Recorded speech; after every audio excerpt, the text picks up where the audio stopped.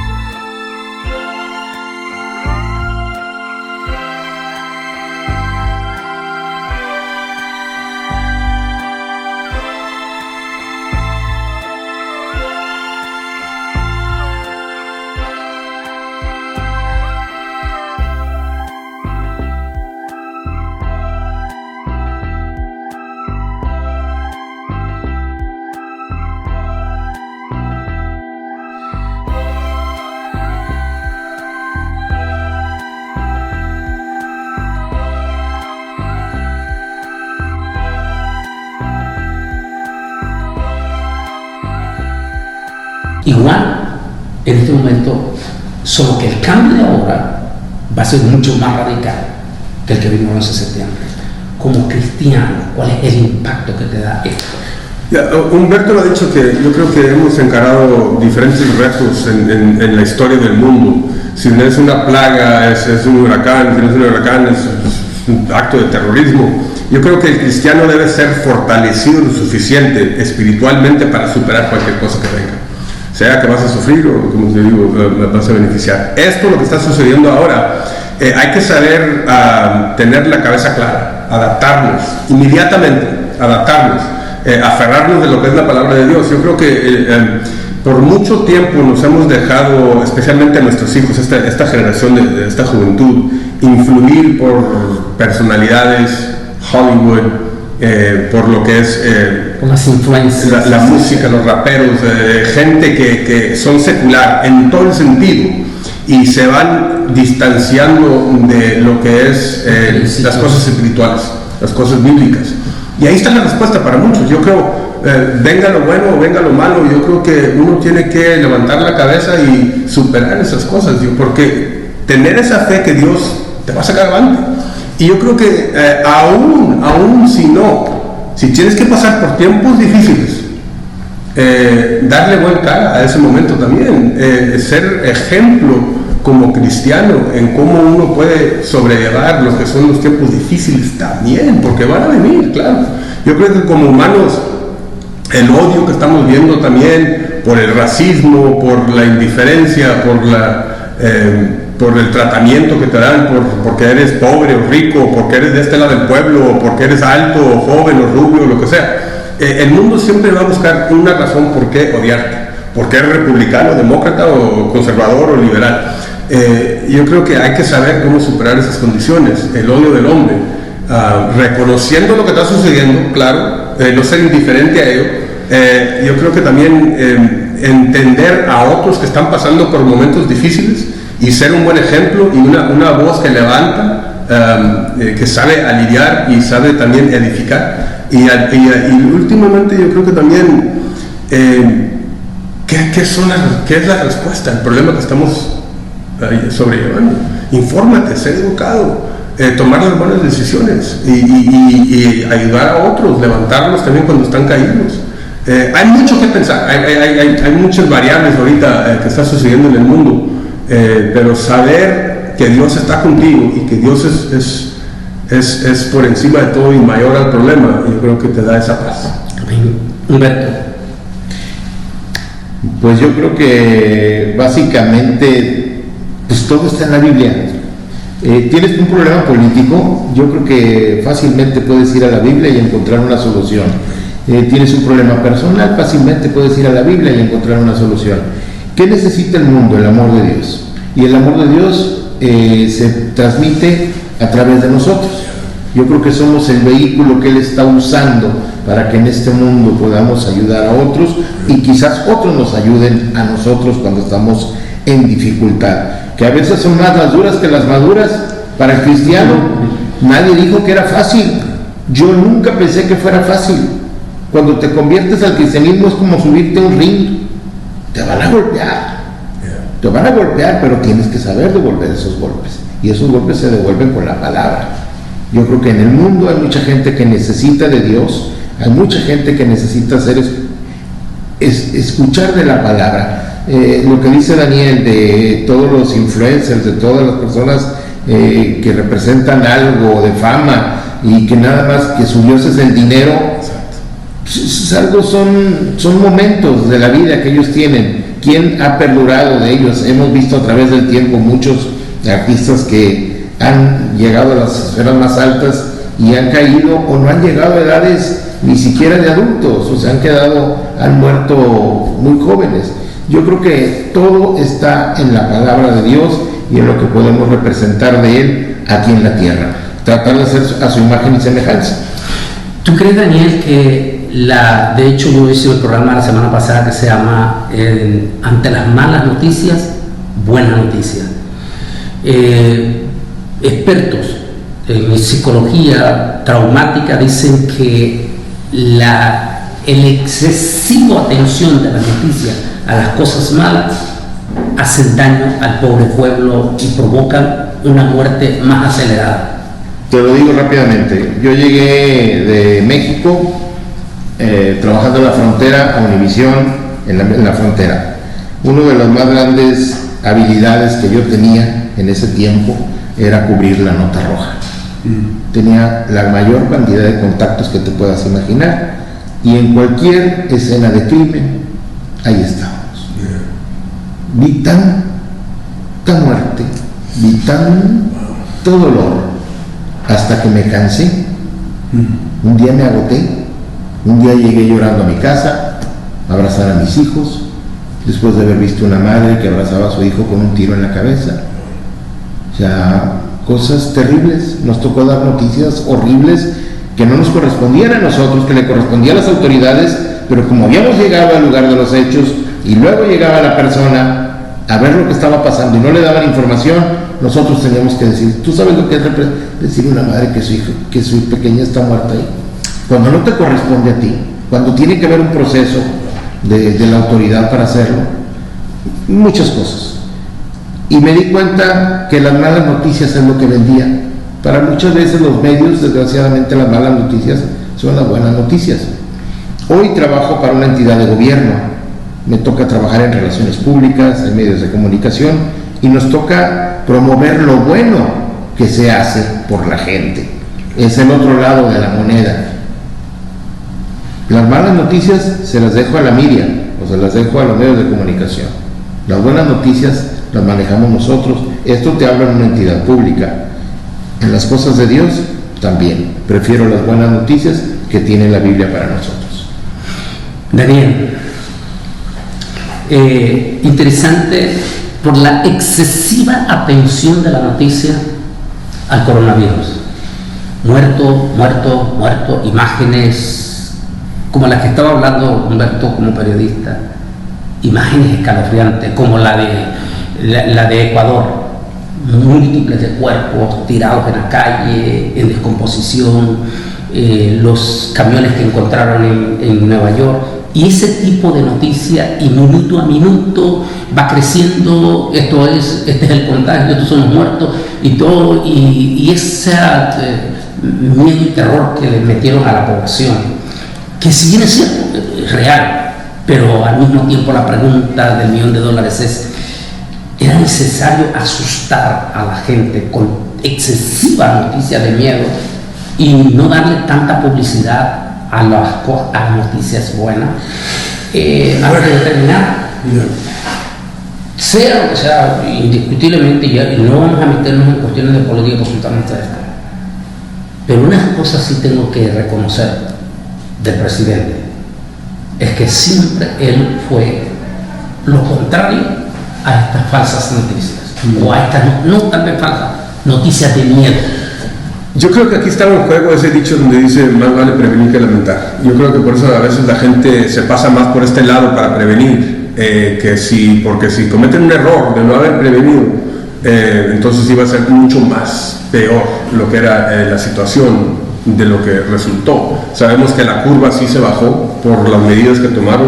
Claro, fue al costo real de una economía que está en declive, una recesión artificial, pero muchas personas han perdido sus trabajos y se la están viendo verde. O sea, es un tiempo muy difícil para millones de americanos y a lo largo del país. Ustedes se ha globalizado esto.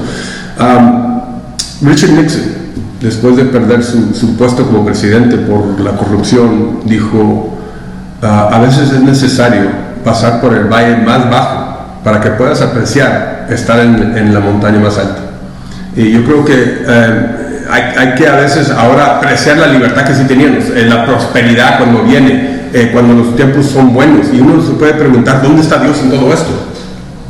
Yo no sé, pero yo lo que te puedo decir es una cosa, mi hermano. Yo veo Jesús operando en mi vida, yo veo Jesús operando en esta generación, y cuando el Dios Padre vio la necesidad del hombre, la necesidad de la salvación, Jesús tomó una parte muy activa en nuestras vidas, donde Él vino, tomó nuestros pecados y nosotros tomamos su blancura para recibir la salvación. Fue un Dios activo en el mundo. que tomó forma de humano y sufrió con nosotros. Entonces no me digan que Dios no está operando, no me digan que Dios está ciego, que Dios no ve las cosas. Cuando Él vino y dio su vida por el humano, y sigue real en nuestras vidas, aún en tiempos difíciles. Y yo creo que debemos de ver la hermosura de Dios que está operando en nuestras vidas, aún cuando estamos encarando tiempos difíciles, porque sabemos de que está